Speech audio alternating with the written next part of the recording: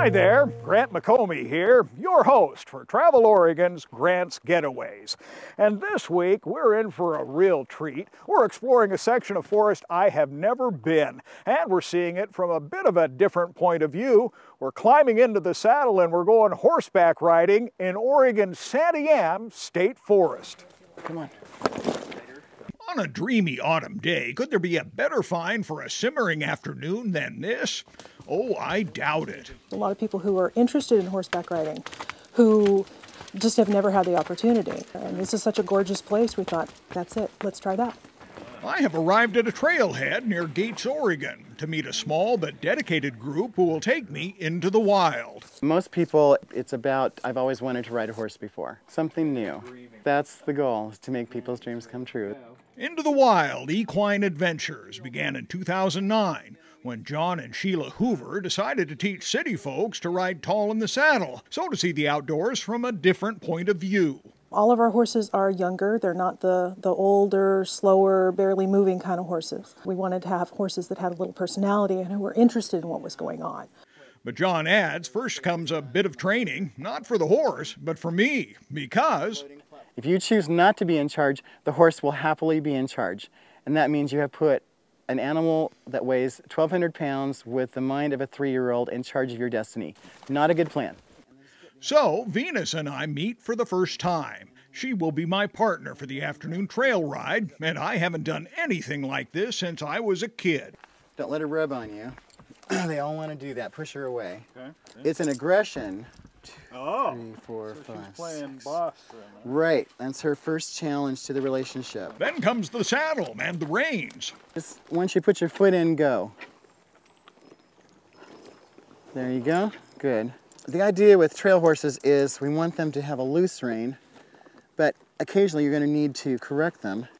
And then riding 101 basics, going forward, turning, and more. You want to slide your hand up the seam of your jeans and stop at your hip. And just bring her head around. That was good. So now we're going to do turning. So slide your hand down on your left one and bring her head in. And take your left foot, cluck to her.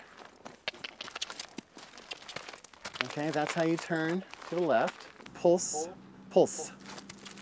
There you go. Okay, release. Very good. We've got you going forward, backwards, left, and right. And then it's time to see the country, new country I've never been before, the Santiam State Forest. It's a gem. It is just a gem. There's about 10 miles of trail, you know, there's a variety of different loops that are up there, and more trails are being planned. There we go. We're on the Magic Trail, one of several that are set aside on the Santiam in the foothills of the Cascades for non-motorized use. We're on the Magic Trail. On this warm fall day, when the temperature flirts with the 80s, here under the sprawling canopy of fir, alder, and big leaf maple, it is 15 degrees cooler.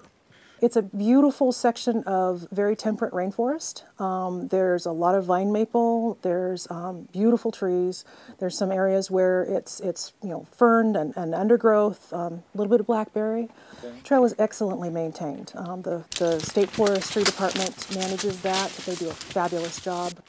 The trail is gentle, with a bit of a rise and fall that shifts the scenery and makes the ride interesting. A little switchback here. Yeah, this is a good spot, a little drop in elevation. Sort of experience that puts your mind at ease as you soak up the country. An hour or two later, we arrive at the Santiam Horse Camp, complete with corrals for folks who wish to make their trip a longer stay. The horse riding community helped the state to develop the trails and the campground. Members of the Backcountry Horsemen of Oregon and the Oregon Equestrian Trails Group are dedicated to their recreation for many reasons. I've seen a lot more country than I would have if I just relied on walking, for sure, and enjoyed it more. See over the sword fern and the salmonberry, and it's just a real pleasant experience, you know, especially if you're just walking along enjoying the scenery. That's the fun part about riding, I think. I've done ATVing and other things like that, which I also enjoy, but this is just different, you know. It's a little bit slower paced. You know, you can take it in a little bit more. I feel like you can really stop and take the time to look around. I don't think you could ask for a more beautiful place to ride. The rider teaches confidence to the horse. We started Into the Wild because I wanted people to have real riding adventures, to learn to control the horse and feel good about, I accomplished this today. This is what I did today. And have an experience to take home with them.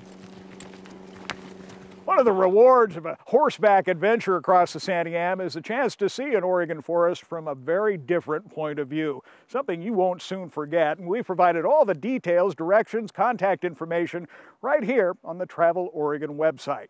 So until next week, get out here and explore Oregon, perhaps on horseback.